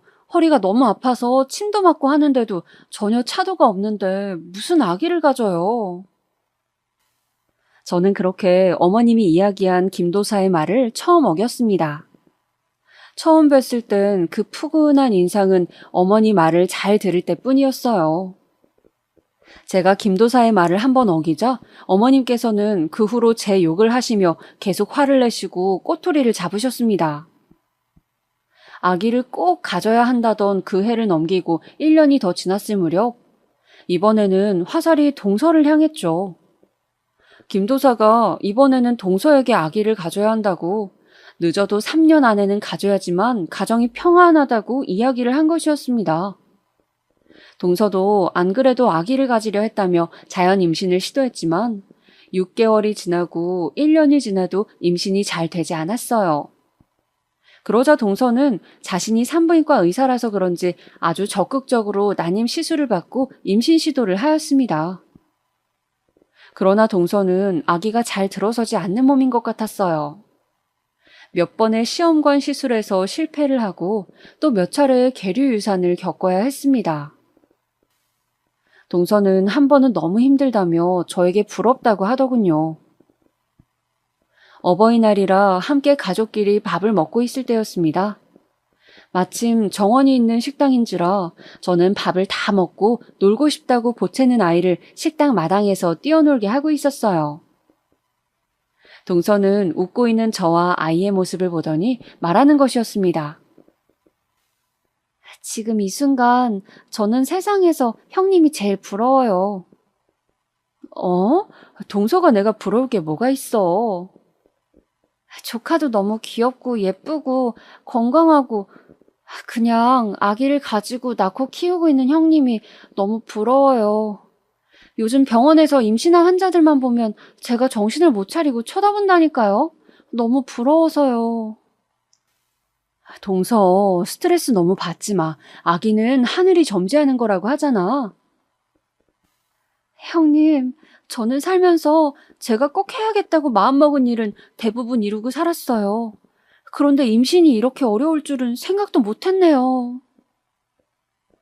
동서가 그렇게 임신 때문에 속을 썩이고 있을 즈음 저에게도 큰일이 생겼습니다. 바로 엄마가 위암 판정을 받은 일이었어요. 어느 날 바로 밑에 동생이 전화가 왔습니다. 누나, 왜 무슨 일이야? 왜 그래? 말을 좀 해봐. 엄마가 위암이래, 위암. 뭐? 저는 그 길로 집으로 달려갔어요. 집에는 병원에 다녀왔는지 약봉지와 망연자실 앉아있는 제 동생의 모습, 그리고 방에 들어가 누워 계신 엄마가 있었죠. 그냥 소화가 안 되는 것 같아 병원에 갔더니 위암이라고 했다는 겁니다. 저는 너무 놀라 병원을 여러 군데 가보자고 했어요. 그렇게 몇 군데 큰 병원을 다녔지만 모두 위암이라고 하더군요. 그것도 좀 진행이 된 상태라고요. 마치 하늘이 무너지는 것 같았습니다. 이제 겨우 저 시집 보내고 손주 커서 학교 가는 거 볼 날만 기다렸는데 평생 고생만 한 우리 엄마가 암이라니. 저는 한동안 엄마를 돌보는데 제 모든 노력을 다했어요. 좋다는 것을 구해서 드리고 수시로 집에 들러 먹을 것을 챙기고 병원 갈 때마다 모시고 갔죠. 그런데 하루는 시댁 가게에 들렸더니 시어머니가 그러시는 거예요. 아가, 요새 바쁘니? 한 번씩 나와서 가게 일도 돕고 하더니. 아, 어머니, 제가 말씀을 못 드렸죠? 저희 어머니가. 아, 그거라면 들었다. 편찮으시다고? 그런데 뭐 요새 세상에 암이 흔하잖아. 별일이야 있으시겠니? 네? 아니, 가게 일도 좀 돕고 아기 돌보는데 신경 써야지. 하루 종일 친정에만 매달려 있는 것 같아서 보기가 좀 그래서 말이다. 엄연히 출가 외인인데 안 그러냐? 저는 어머니 말에 울컥하고 올라오는 기분이었지만 어른인지라 같이 따질 수도 없고 그냥 말없이 못 들은 걸로 하자라고 속으로 되뇌이며 참고 있었습니다. 제 표정이 안 좋은 것을 본 남편이 와서 저에게 오늘은 그만 가라고 하면서 저를 끌고 밖으로 나갔어요. 저는 저를 붙잡고 나가는 남편도 그 순간 너무 미웠습니다. 당신은 당신 어머니가 저런 막말을 하는데 어떻게 나만 끌고 나올 수가 있어? 자기야, 기분 안 좋은 건 알겠는데 당신 어머니가 뭐야? 그리고 우리 부모님이 아직 장모님이 심각한지 잘 모르셔서 그래. 가벼운 암들도 많잖아. 그런 건 줄 아시는 거야. 좋게 생각하자, 어? 그래도 그렇지. 어떻게 아픈 우리 엄마에 대해서 그렇게 말씀하실 수가 있어? 미안해, 자기야. 섭섭한 마음 이해해. 내가 사과할게, 어? 저는 간신히 섭섭한 마음을 추스르고 남편의 사과를 받았죠. 엄마는 완전 말기는 아니었지만 후기에 해당했고 이미 전이가 조금 되어 있다는 소견을 받았어요. 수술을 하기로 했는데 수술 당일에 초조하게 기다리고 있던 저에게 더 힘든 소식이 들려왔습니다. 6시간에서 8시간 정도는 걸린다고 했는데 1시간 만에 의사가 밖으로 나와서 저에게 그러는 것이었어요. 생각보다 여러분이 전이가 많이 되어서 수술을 하기가 힘들다고요. 아무래도 수술 없이 항암을 하셔야 할 것 같다고 했습니다. 정말 설상가상이었어요. 제가 생각한 것보다 엄마는 더 상태가 안 좋았습니다. 아버지가 엄마를 간병해야 하는 상황이 길어지면서 친정의 형편은 더 안 좋아졌어요. 당장 남동생도 아직 대학생이었고 돈이 빠듯한 상황이었죠. 저는 제가 모아두었던 비상금을 일단 아빠에게 드렸어요. 결혼하면서 가지고 갔던 돈이었죠. 급한 병원비 이걸로 일단 쓰고 생활비에도 보태라고 1,000만 원을 드렸습니다. 아빠는 이런 돈을 내가 너한테 줘야 하는데 미안하다고 눈물을 보이셨어요. 저도 아빠 손을 붙잡고 함께 울었죠. 우리가 함께 노력하면 엄마는 꼭 좋아지실 거라고 저는 그렇게 아빠를 붙잡고 눈물을 흘렸습니다. 그렇게 엄마는 수술을 하지 못하시고 항암 치료를 시작했어요. 날이 갈수록 수척해지고 머리도 빠지는 엄마를 보면서 제 마음도 찢어져 갔습니다. 항상 여자는 나이가 들수록 머릿결 관리가 중요하다며 신경 쓰시던 엄마였는데 머리숱이 거의 없어지자 항상 모자를 쓰고 계시는 엄마의 모습이 너무 마음이 찢어지는 것 같아. 저는 엄마 병문안을 다녀오는 날이면 그렇게 지하철 화장실에서 울고 또 울었습니다. 정말이지 제 인생의 본질이 고통이라고 하지만 이렇게 괴롭고 힘들 줄이야. 저는 이 시간이 어서 지나가기를 빌고 또 빌었습니다. 그러나 저의 바람과는 달리 적극적으로 치료를 하는데도 엄마는 급속히 안 좋아지셨어요. 나날이 쇠꼬챙이처럼 말라가고 식사도 편하게 하시지 못했죠. 저는 엄마를 생각하며 울고 지내는 날이 많았습니다. 시댁과 남편이 뭐라 하든 안중에도 없었어요. 내 부모, 배 아파 저를 낳고 키우고 돌봐준 엄마가 지금 돌아가실지도 모른다는 생각을 할 때마다 그 사람들이 무슨 말을 하든 상관없었고 오직 엄마 생각만 날 뿐이었습니다. 그렇게 반쯤 넋을 놓은 채로 지내고 있는데 하루는 시어머니가 저를 끌고 한의원에 데리고 가더군요. 어머니, 한의원은 왜 가는 거예요? 둘째 아기 잘 들어서라고 보약 한 제 지으려고 한다. 네? 내가 점집 가서 점괘를 보니까 말이다. 둘째가 빨리 아기를 가져야 한다는구나. 네가 아기를 안 가지는 바람에 우리 집안 기운이 다 빠져나가고 있대. 그래서 둘째가 아기를 가져야 그 기운이 돌아온다고. 그 아이가 우리 집안을 일으킬 아기라는구나. 그래서 둘째 몸 좀 따뜻하게 할 수 있는 한약 지으러 간다. 어머님 죄송하지만 혼자 가시면 안 될까요? 제가 지금 그런 걸 신경 쓸 정신이 아니에요. 김도사가 그랬어. 꼭 너를 데리고 가라고. 그래야 너한테도 좋고 둘째한테도 좋다고 말이야. 그리고 산 사람은 살아야지. 어차피 곧 가실 양반한테 그렇게 마음 쓰고 힘들어하면 뭐하니? 네? 지금 뭐라고 하셨어요, 어머니? 우리 엄마 아직 안 죽었어요. 살아 계시다고요. 사과하세요. 지금 하신 말씀. 어떻게 그런 말씀을 표정 하나 안 바뀌고 하시는 거예요? 저는 순간 악에 받쳐 소리를 질렀습니다. 어머니는 소리를 지르는 제가 창피했던지 저를 끌고 한의원 밖으로 나와 화를 내셨어요.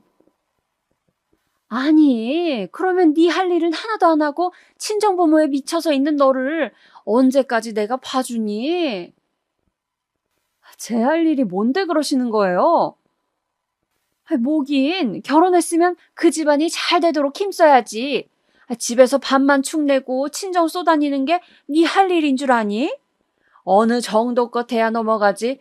누구나 집에 아픈 환자 한 명쯤은 있어. 왜 이렇게 유난이야? 탁!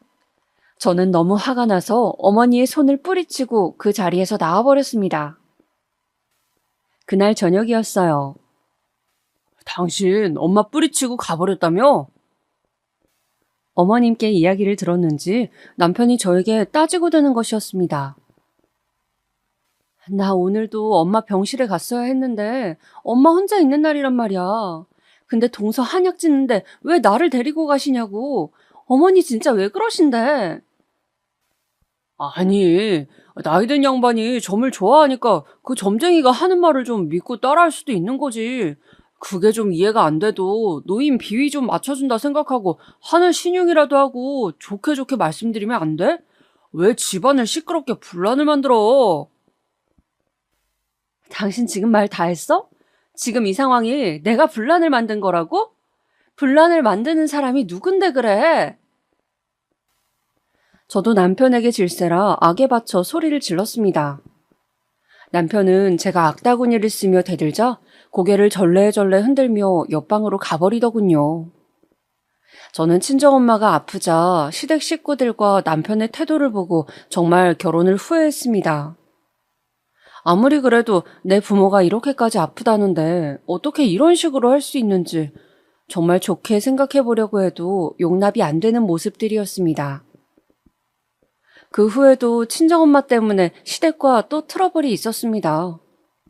바로 남편의 사촌 동생의 결혼식이었습니다. 남편의 작은아버지에게 아들이 둘 있었는데 둘 다 노총각으로 집안 어른들이 장가를 못 가서 어쩌냐고 크게 걱정을 하고 있었어요. 그런데 그중 헬스 트레이너를 한다던 사촌이 장가를 가게 된 것이었죠. 당연히 시댁 식구들은 크게 기뻐했어요. 그리고 집안의 큰 경사라는 듯 당연하게 모두가 간다고 생각을 했죠. 그런데 하필 결혼식 장소가 제주도였습니다. 스몰 웨딩으로 제주도 레스토랑을 빌려서 하루 종일 식을 진행한다고 하기에 저는 엄마도 돌봐야 하고 한두 시간이면 몰라도 하루 종일 빼서 제주도까지 가기는 좀 힘들겠다고 남편에게 말했죠. 그러자 남편과 시어머니가 난리를 치는 것이었습니다. 당연히 가야지. 무슨 말도 안 되는 소리냐고. 제가 인간이냐며 남편과 시어머니는 불같이 화를 내는 것이었어요. 아니, 우리 엄마가 지금 아파서 죽네 사네 하는데 내가 그 결혼식을 꼭 가야 돼? 그냥 당신 사촌동생 결혼식일 뿐이잖아. 당신 혼자 다녀와도 되잖아. 우리 집에 오랜만에 있는 결혼식이고 모든 친척들이 다 올 텐데 며느리가 돼가지고 그 행사에 안 간다는 게 말이 돼? 왜 말이 안 돼? 사정이 있으면 못 갈 수도 있는 거지. 무슨 군대도 아니고 왜 꼭 가야 하는데? 됐다, 말을 말자. 넌 무슨 인간 말종이냐? 그렇게 남편은 시댁의 사촌 결혼식이 무슨 안 가면 죽는 행사라도 되는 양 말도 안 되는 며느리 돌이 운운하면서 저에게 화를 내는 것이었습니다. 엄마는 아프고 시댁에서는 날이 갈수록 저를 몰아세우고 저는 너무 힘이 들었습니다. 무엇보다 인신공격을 하는 그 말투들이 자려고 자리에 누우면 떠올랐어요. 뻑하면 친정엄마가 아파서 신경 쓰이게 한다느니 곧 죽을 사람이라느니 시어머니는 함부로 말하는 정도가 나날이 심해졌어요. 시부모도 부모라는데 어떻게 어르신들이 그런 식으로 말을 하는지.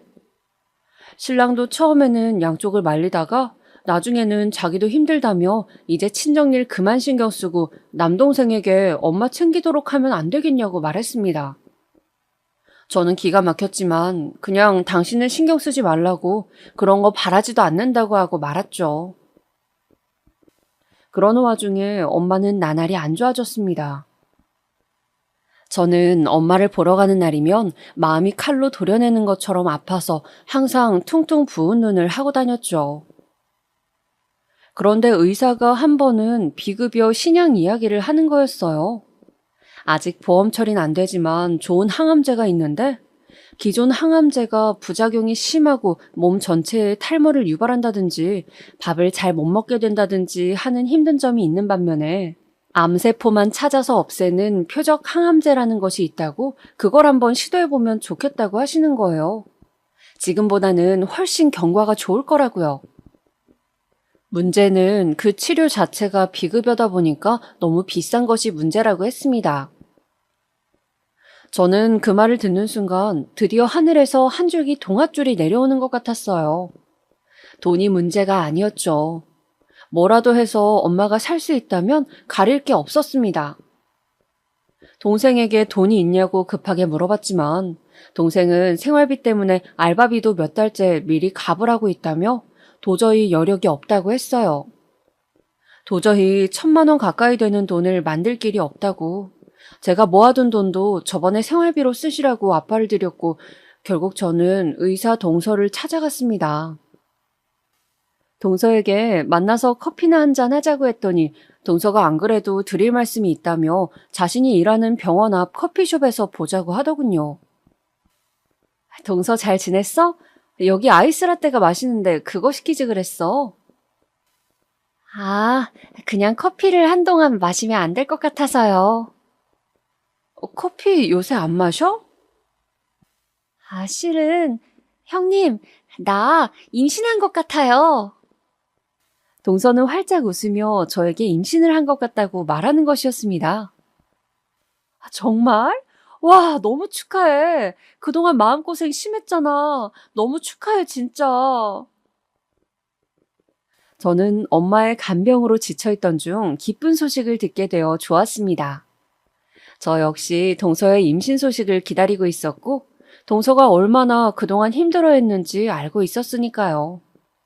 동서는 저를 보더니 그런데 무슨 하실 말씀이 있으신 거냐고 묻더군요. 동서 실은 우리 엄마 아픈 거 알고 있지?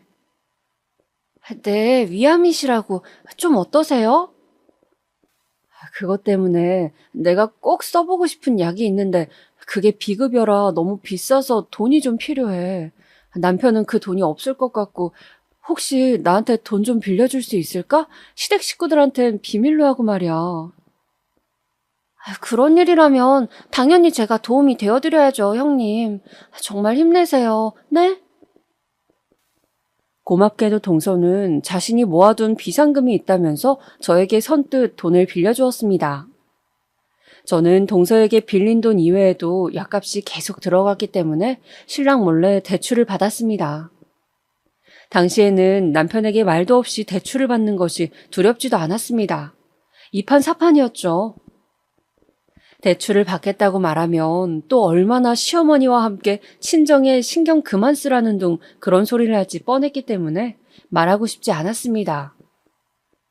다행히 제가 경찰 공무원이라 대출은 쉽게 나왔죠. 비싼 약을 맞고 엄마가 어서 툭툭 털고 일어나시길 비는 마음만 간절했습니다. 그러나 저의 이러한 노력이 무색하게 엄마는 결국 세상을 떠나셨습니다. 마치 미라처럼 바싹 마르셔서 말이죠. 오히려 그동안 많이 울어서인지 엄마의 임종 순간에는 눈물이 나지 않았고 그저 비현실적으로만 느껴졌어요. 만지면 바스라질 것 같이 뼈만 남은 엄마의 손을 잡고 그저 엄마의 눈을 한없이 바라봤습니다. 평생을 자식 키우느라 뼈 빠지게 고생한 우리 엄마. 죽는 순간까지도 남편 걱정, 자식 걱정만 하는 우리 엄마. 저는 엄마의 마지막 모습을 오래오래 눈에 담아두고 싶었습니다. 마지막 순간에 엄마는 저를 바라보며 제 행복을 기원하셨어요. 그리고 아주 중요한 말씀을 해주셨죠. 제 가슴에는 엄마가 남긴 유언 한마디가 깊숙이 새겨졌습니다. 수영아, 너 자신을 위해 살아. 그 누구도 대신 살아주지 않는 네 인생이란다. 네, 엄마. 저 그렇게 할 거예요. 저 자신을 위해서 살아갈 거예요. 저는 굳은 결심을 했습니다. 앞으로 더 열심히 잘 살겠다고. 제가 사는 모습을 엄마가 하늘에서 보고 웃을 수 있게 하겠다고. 그렇게 눈물의 장례를 치르며 저는 엄마를 떠나보냈습니다. 발인을 하고 집으로 돌아오는데 엄마의 마지막 관 속 모습이 아른거렸어요. 엄마가 너무 보고 싶었습니다. 이제 엄마 없이 남동생과 살아가야 할 아빠도 너무 걱정이 되었죠. 저는 며칠을 그저 아무것도 먹지 않고 누워 잠만 잤습니다. 아무것도 하고 싶지 않고 아무 생각도 들지 않았어요. 정말 산 시체처럼 저는 그렇게 시간을 보냈습니다. 남편과 아이가 저를 걱정해서 먹으라고 할 때만 간신히 한 숟갈을 뜨고 또 누워 있었죠. 그렇게 일주일이 지났을 무렵 시댁에서 다 같이 저녁을 먹는 자리가 있어 저는 남편과 아이만 보내려고 했습니다. 그런데 남편이 또 혼자 있으면 굶을 것 같다며 재수 씨도 산 달이 3달인가 아무튼 얼마 안 남았다는데 가서 인사도 하고 좀 기운을 차려보면 안 되겠냐고 하도 부탁을 하기에 내키지 않는 발걸음을 시댁으로 향하게 되었습니다. 제가 도착하자 시댁 식구들은 걱정스러운 눈빛으로 저를 맞이해 주었습니다. 그 와중에 시어머니는 기분이 안 좋으신 것 같았지만요. 아직도 제가 어머니 말씀을 안 듣고 둘째를 안 가진 것이 불만이신 건지 저도 더 이상 신경 쓰고 싶지도 않아 힘없이 자리에 앉았습니다. 형님 오셨어요? 뭐 좀 드셔야죠. 동서가 제가 반가웠는지 벌떡 일어서서 부른 배를 안고 제가 먹을 것을 챙겨주려고 일어섰습니다. 그 순간이었어요. 쿵! 동서가 그만 발을 헛디뎌 넘어져 버린 것이었습니다. 하필 그것도 앞으로요. 동서는 배를 움켜잡고 비명을 질렀어요. 배가 119 불러줘요. 동서는 신음소리를 내며 땀을 뻘뻘 흘렸고 모두가 너무 놀라 혼비백산해서 구급차를 불렀습니다. 동서는 그렇게 구급차에 실려갔어요. 저도 너무 놀라서 그저 그 자리에 가만히 앉아 있다가 그만 집에 가라고 시어머니가 말씀하셔서 집으로 왔습니다. 그러고 3시간여가 지났을까? 갑자기 띵동 띵동 초인종이 울리는 것이었어요. 쾅쾅쾅쾅! 누군가 우리 집 문을 세게 두드리는 소리도 들렸습니다. 누구세? 너 때문에 네가 악기를 달고 와서 우리 손주가 나가 죽어. 갑자기 달려든 시어머니가 제 머리채를 잡았습니다. 저는 너무 놀라 허우적대며 시어머니의 앙칼진 소나기에 끌려다닐 수밖에 없었어요. 어머니, 왜? 엄마, 왜 이래요? 엄마! 어머니는 한참을 그렇게 제 머리채를 잡고 뒤흔들더니 씩씩대며 놓으시더군요. 유산했단다. 김도사가 안 그래도 한동안 널 집에 들이지 말라고 했거늘 다들 안쓰럽다고 기어이 불러서는 둘째가 그렇게 힘들게 가진 아기 유산했다고. 다 너 때문이다. 집안 말아먹으려나. 어머니는 그렇게 계속 악다구니를 쓰셨습니다.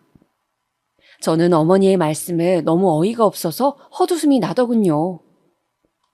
어머니, 아직도 그 점쟁이 타령이세요? 그래서 돌아가신 우리 엄마가 악귀가 되어서 동서 아기를 데려갔다는 거예요, 지금? 그걸 말이라고 하세요?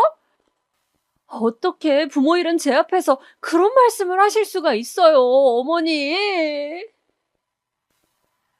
저는 너무나 괴로워 가슴을 쥐어뜯으며 울부짖었습니다.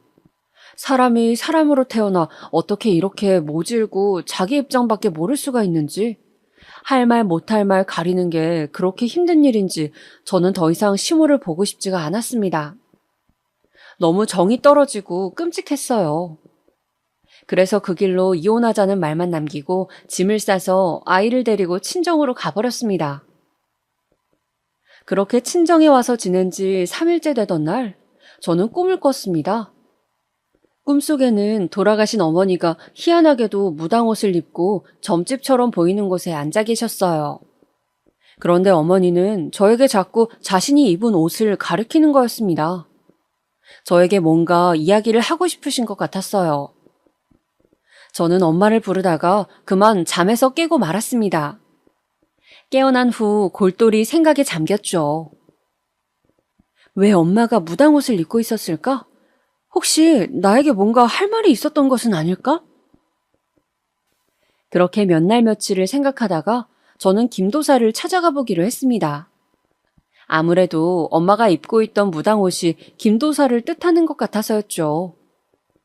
예약을 하고 점을 보러 간다고 핑계를 대서 저는 김도사를 만나러 갔어요. 김도사는 50 중반쯤 되어 보이는 남자였는데 제 사주를 봐주고 이혼을 고민한다고 했더니 대뜸 그러더군요. 시댁이 별나 아주 특이해. 그래요? 어떻게 특이한데요? 아기를 낳아야 돼. 그래야 모든 것이 내려가. 애군이 씻겨. 아기요? 아기 없지? 딱 보니까 없구먼. 아기 낳을 거 아니면 이혼해. 올해 안에 아기를 낳아야지.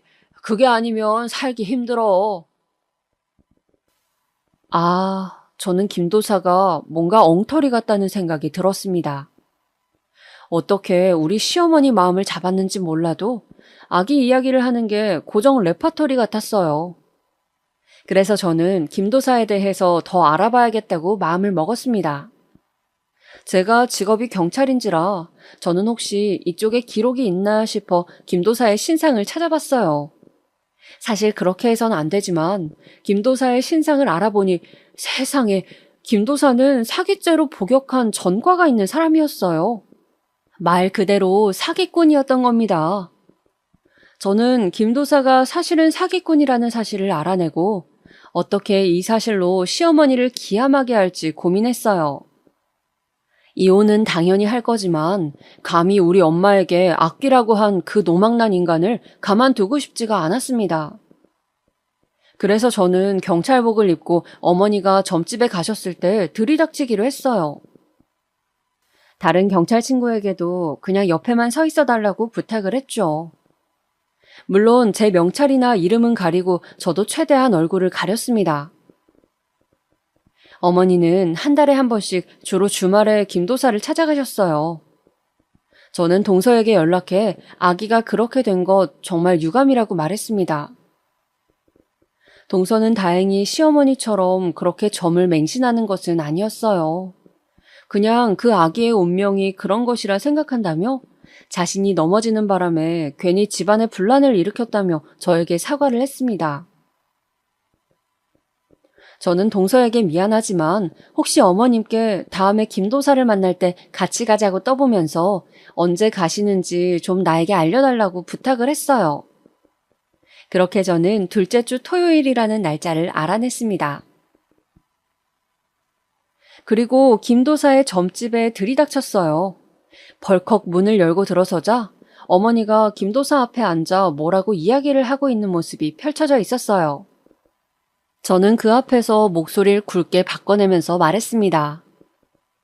김명준 씨, 당신을 사기죄로 서로 연행합니다. 아니 왜 그래요 또?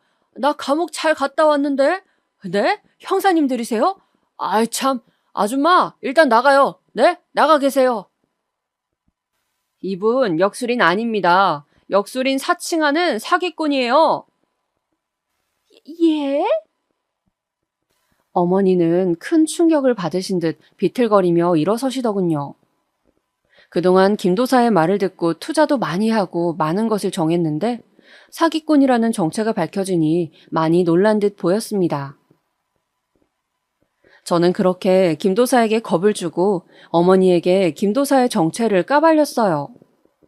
물론 제 직업을 이용한 것은 잘못했다고 생각하지만 그 당시에는 저도 눈이 뒤집혀서 뭐라도 하고 싶었습니다. 제 시기에 어떤 복수였던 것이죠. 그리고 저는 남편에게 이혼 소송을 걸었어요.